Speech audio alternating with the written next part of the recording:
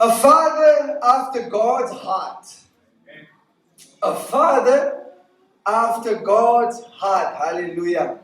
We are still with the series, Men Who Stand in the Gap. The title of the sermon today is A Father After God's Heart. When people usually hear, now we're going to stay in Luke chapter 15 today, the prodigal son. But when people usually hear Luke 15 about the prodigal son, they most immediately think about the prodigal son. We know the story so well. A young man comes to his father. He demands his inheritance. He leaves his home. He wastes everything in reckless living. And eventually finds himself feeding pigs in a foreign country. And it is one of the most famous stories that Jesus has ever told. I mean, we've learned this from Sunday school about the prodigal son. Because of that, many sermons that we hear about the prodigal son focuses almost entirely on the son who took his inheritance and went to go and squander it in a different country.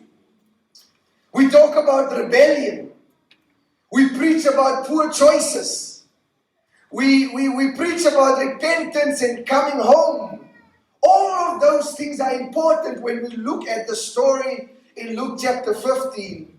But if we are not careful, we can miss the person whom Jesus seems most interested in highlighting. The central figure in this parable was never the younger son.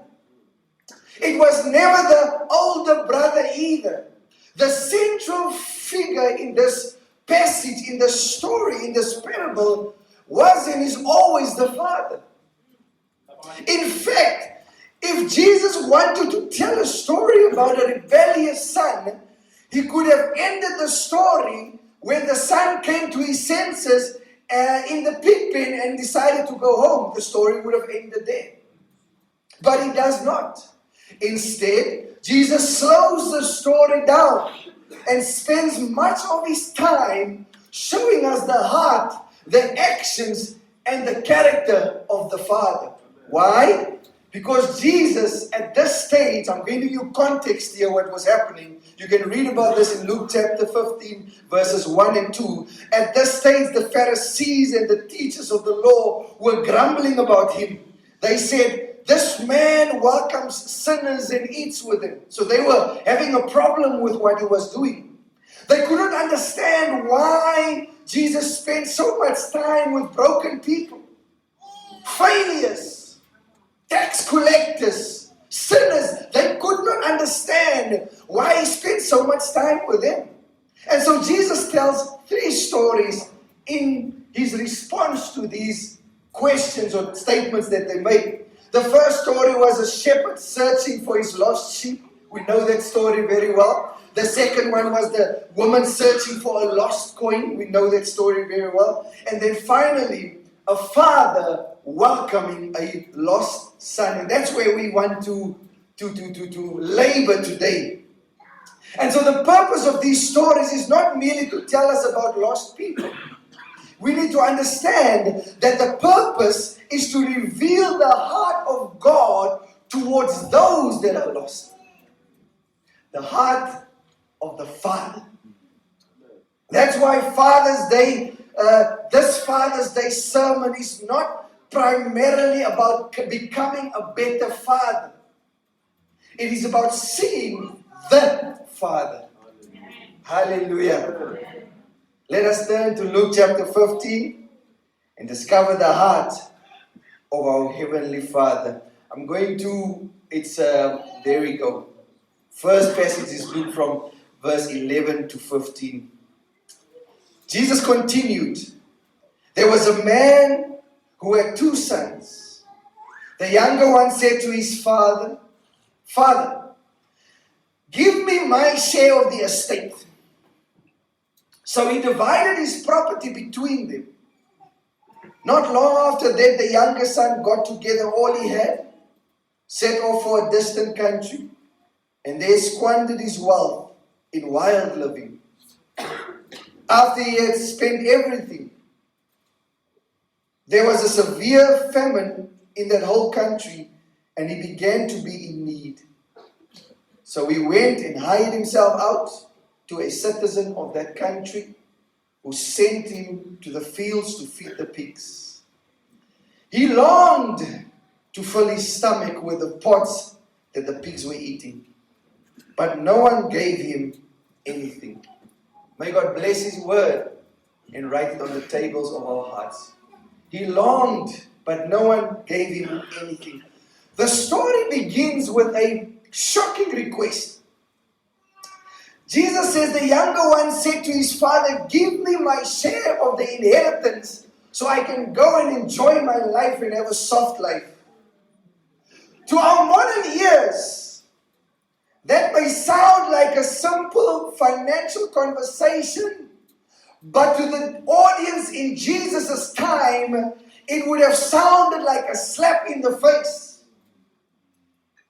In that culture, an inheritance was normally distributed after the person had died. Then you inherit the deceased things. For the son to ask for it now was essentially the son saying to the father, I wish you were dead, or you are dead to me. I want what belongs to you, but now I do not want you. You are dead to me. Give me what belongs to you, but I don't want you. Father, I don't want you. I want your things. The things you can give me so I can enjoy my life. This is not merely a story about money. It is not a story about any other thing. Then it's a story about rejection. The son does not simply leave the house. He rejects the relationship with the father. And that is the essence of what sin does. Many people think sin is primarily about breaking the rules, doing things wrong. Certainly, sin involves disobedience, but at its deepest core, primary level, sin is a rejection of the Father. Sin says, I want your gifts. I want your benefits. I want what you can offer me, but I do not want your authority in my life. I want your blessings. But I do not want your presence. I want life on my terms and not on yours. That's what sin basically does and says. And that is exactly what happened in the Garden of Eden when Adam and Eve believed they could have a better life apart from God. They thought they could remain in the Garden of Eden apart from God. And ever since then, humanity has been repeating the same mistake over and over and over. And so the younger son represents every one of us. But before we point fingers at the younger son, we must recognize ourselves in him. Some people leave the father through obvious rebellion. Others leave through quiet self-sufficiency. In other words, you become independent of the Father. You are still in church. You are still praying. You are still worshiping God. But you are just independent of this God. You do your own thing. You've been used to doing your own thing. Others stay physically close to the altar while their hearts drift far away from God. They worship God with their mouths and with their minds, but their hearts are not there. The Bible says all have sinned and fallen short of the glory of God. What is remarkable is the Father's response. Notice what the Father does not do. He does not chain his son to the house and say, you are not going anywhere. He does not manipulate him into staying. He does not threaten him and say, I'm going to teach you a lesson if you don't stop this nonsense right now. He does not force him to stay. The Father allows the Son to choose. This does not mean that the Father approves of the Son's decision.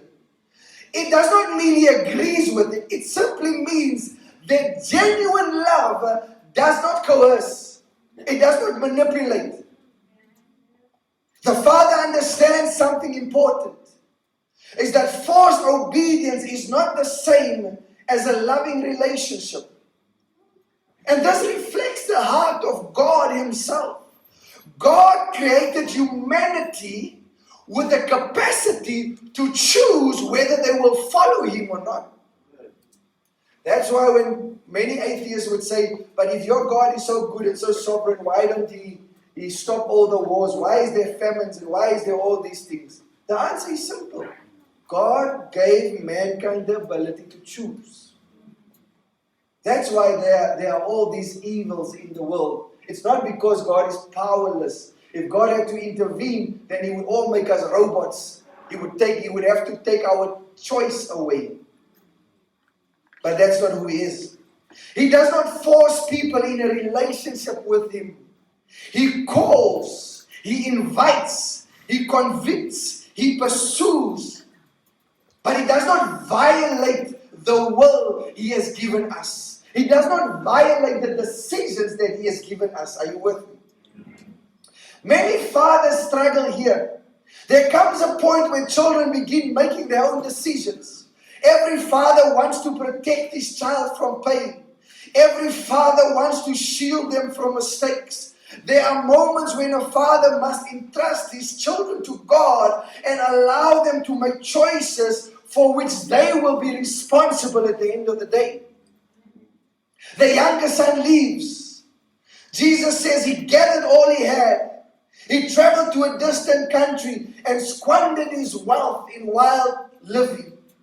The far country, understand this, the far country always promises freedom. The grass that is green on the other side always promises a better life. It promises happiness. It promises fulfillment. It promises life. But it never delivers what it advertises. The son leaves with pockets full of money and great confidence. Yet before long, the money is gone. The friends have disappeared. A famine arises, and he finds himself feeding someone else's pigs. Sin always takes us further than where we intended to go.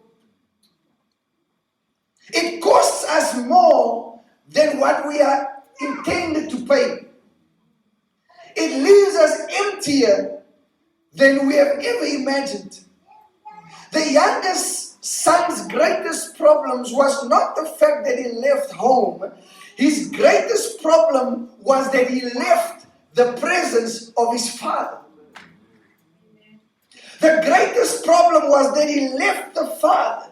And that is why the gospel is such good news. And that is why, because before we ever started looking for God, He was looking for us.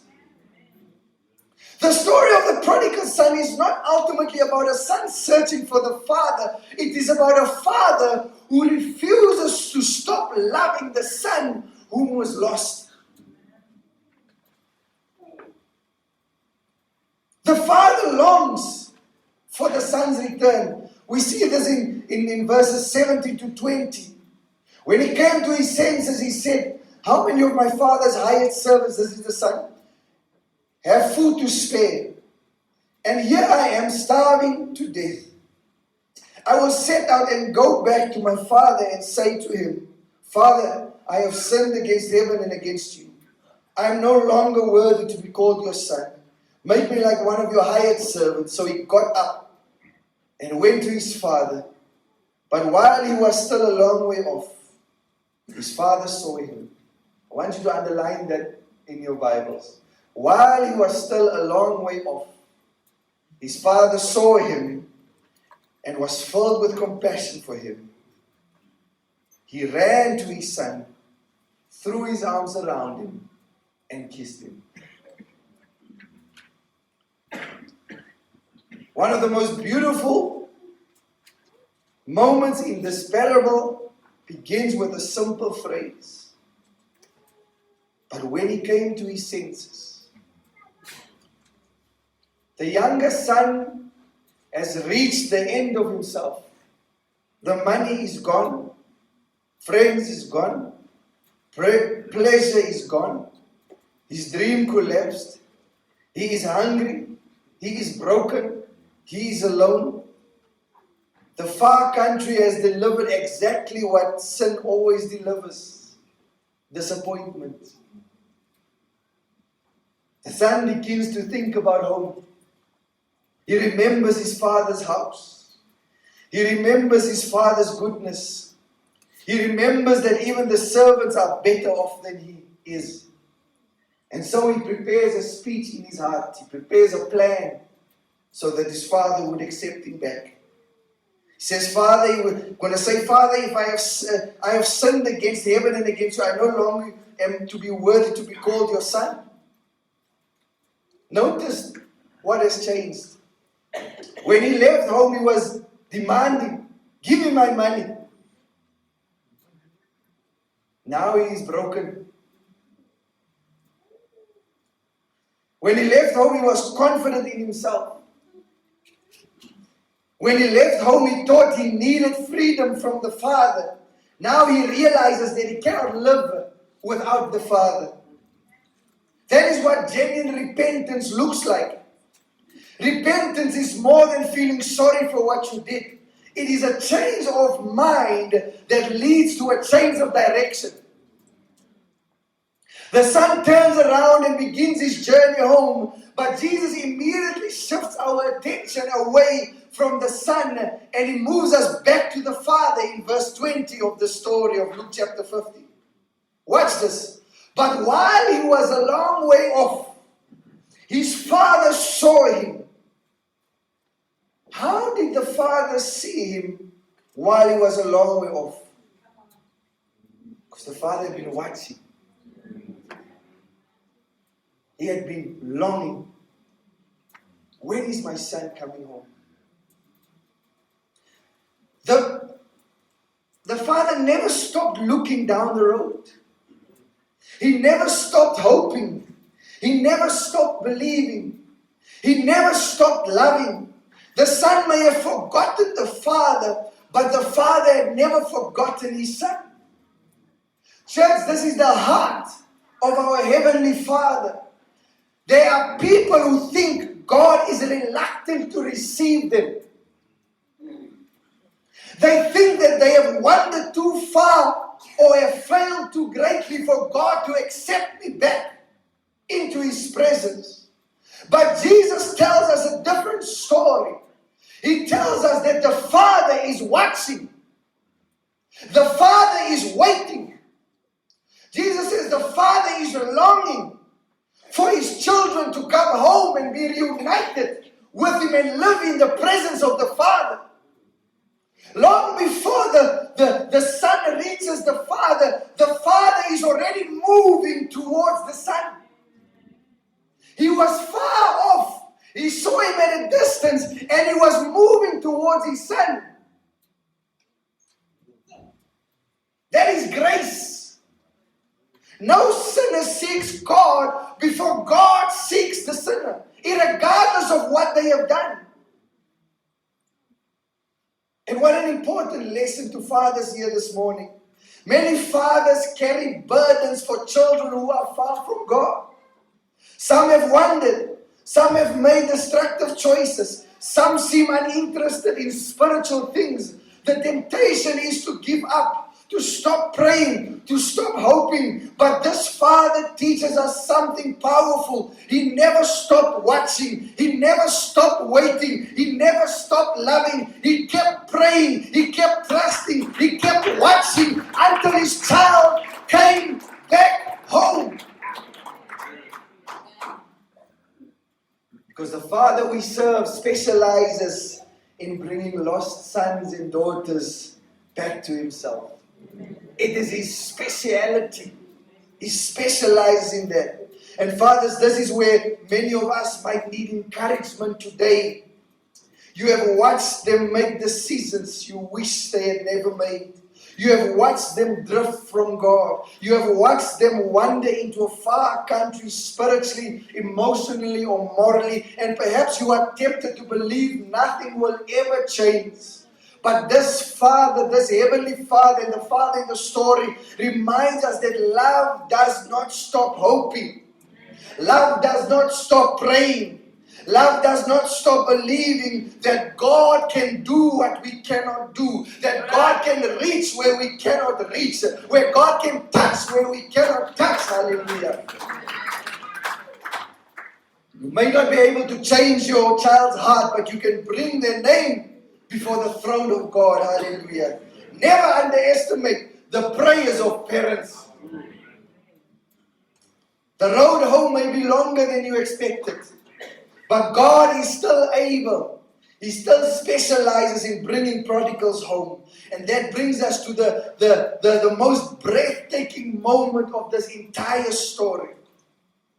The son is coming home. He's expecting to be judged by the father. Remember what he did? He said, "You are dead to me. Give me my money. I want to go." But what he finds is something he never imagined. He finds a father who runs to him. I'm not going to read all the verses in there because it's a bit long.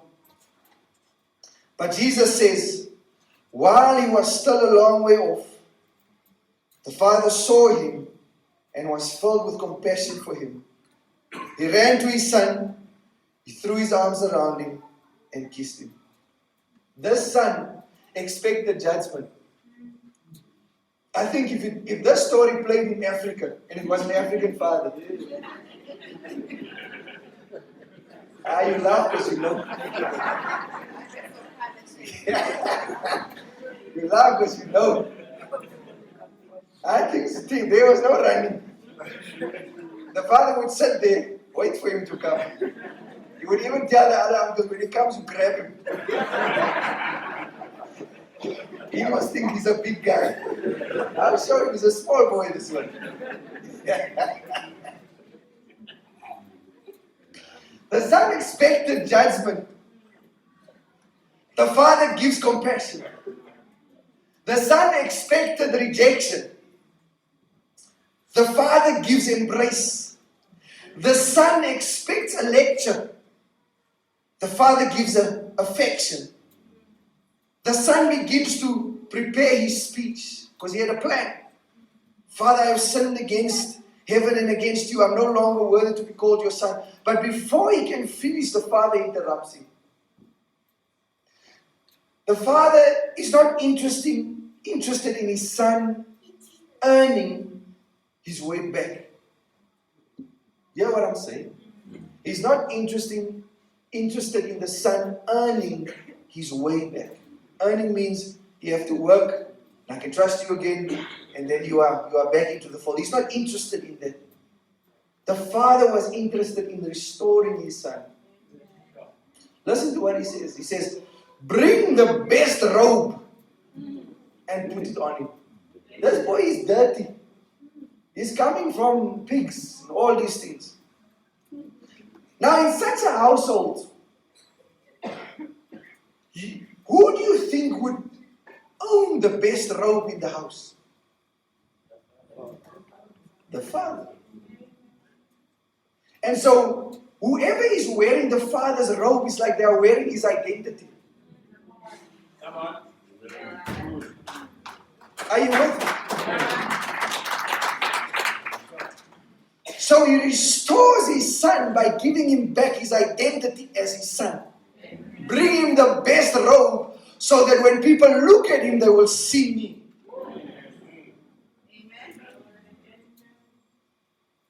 The robe was a symbol of honor, a symbol of restoration.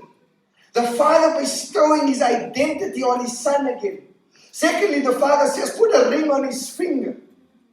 The ring represents sonship, authority.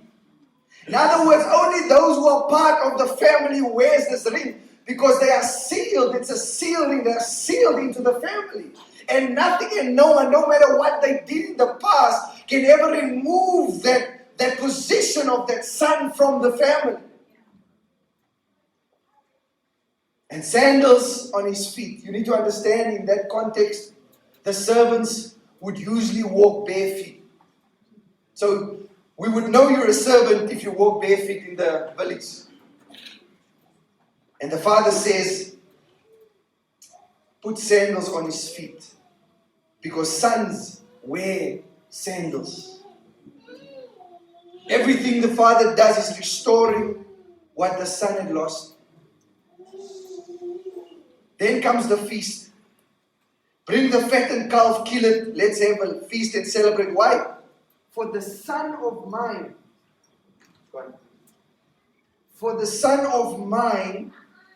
was dead and is alive again. He is lost and he is found. He is lost and he is found, the father says. Now this is grace. The son receives what he does not deserve. And that is exactly how God deals with us through Jesus Christ.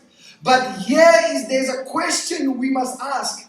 How can the father do this? How can he simply just forgive? Someone must bear the cost. The inheritance is gone. The shame is real. The loss is significant. But the father absorbs the cost.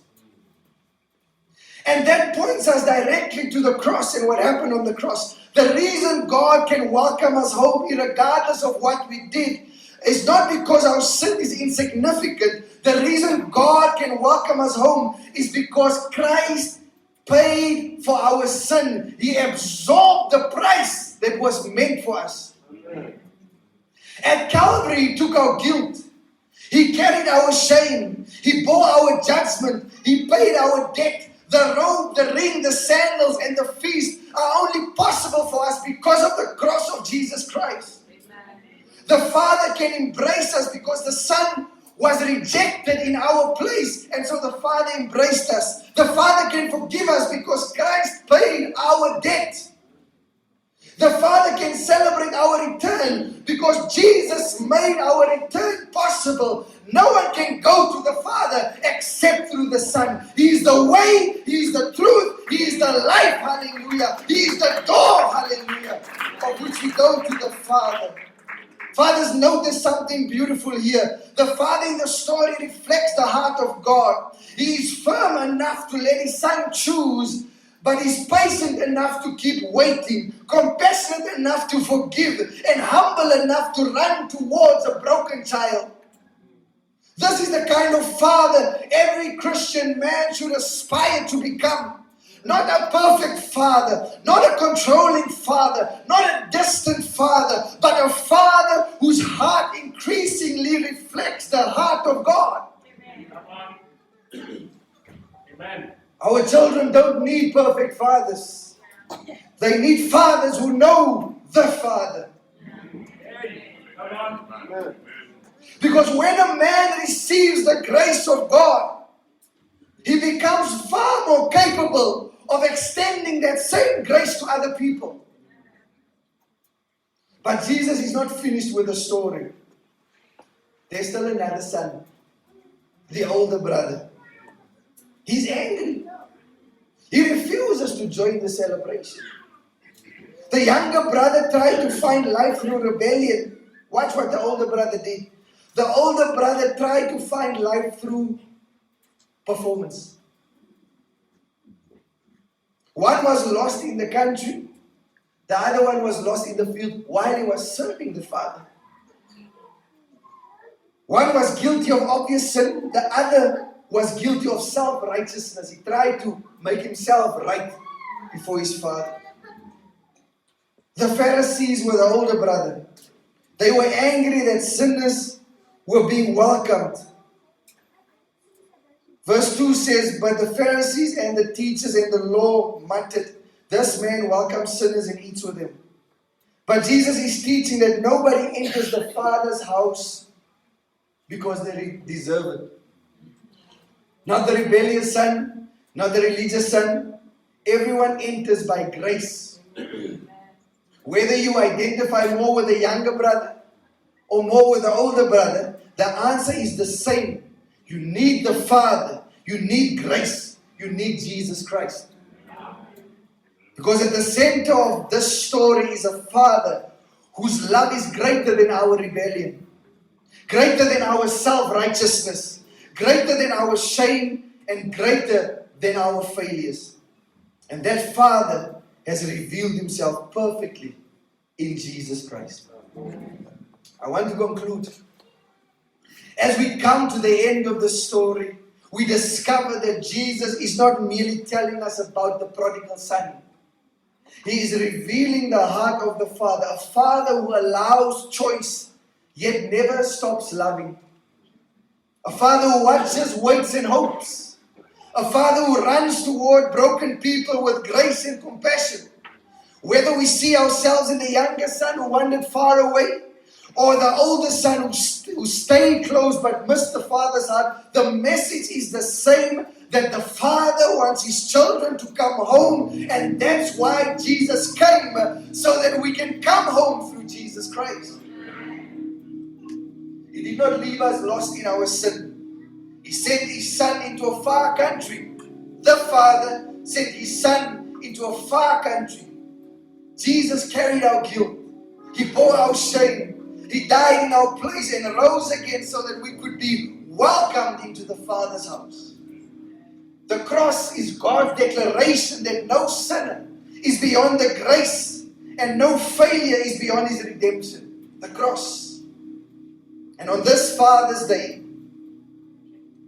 before we think about what kind of fathers we should become, let us rejoice in the kind of Father God had revealed Himself to be. Because the more we know the Father's heart, the more we will reflect His heart to our families, our children, and to the world around us. The invitation of Luke chapter 15 is still open today.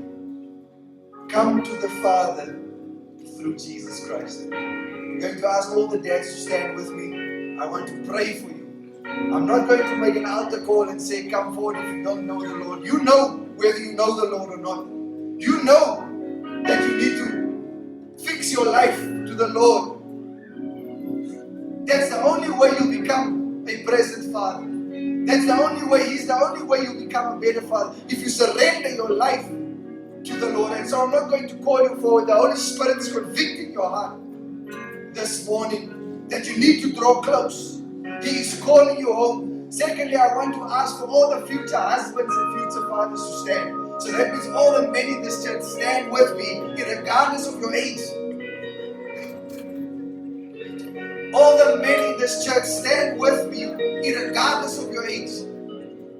You are going to be someone's spouse one day. You are going to be a father one day. And God is calling you as well to start now.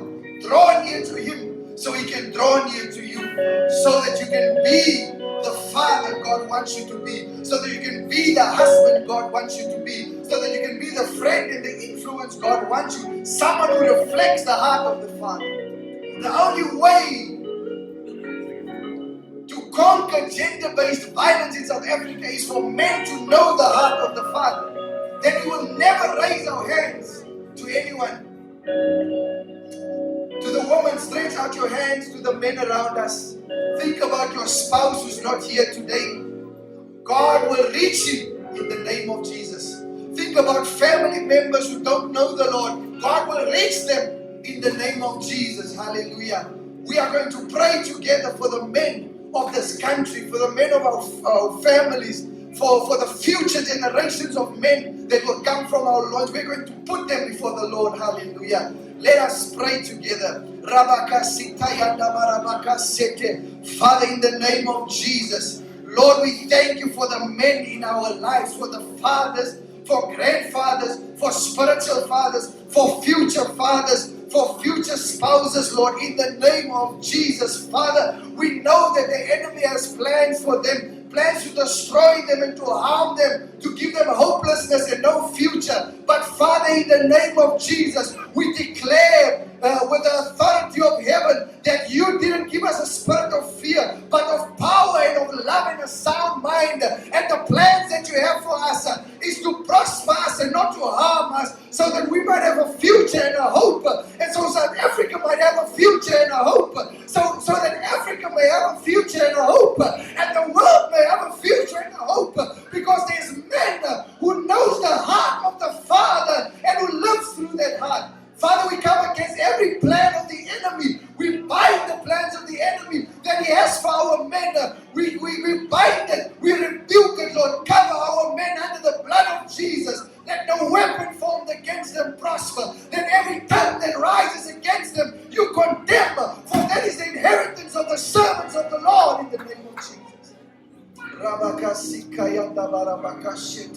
Father, we pray for every discouraged man, every man that has been hurt, whether it's in the church, every man that has been hurt at home, whatever the situation is. Father, we pray, Lord, that you would give them the strength to forgive me. As our sister said, it's like unforgiveness is like drinking poison and hoping the other person will die. And Father, in the name of Jesus, we bring our men before your throne. Lord, those who struggle with depression that we don't know of. Those who have suicide thoughts that we don't know of. Those who are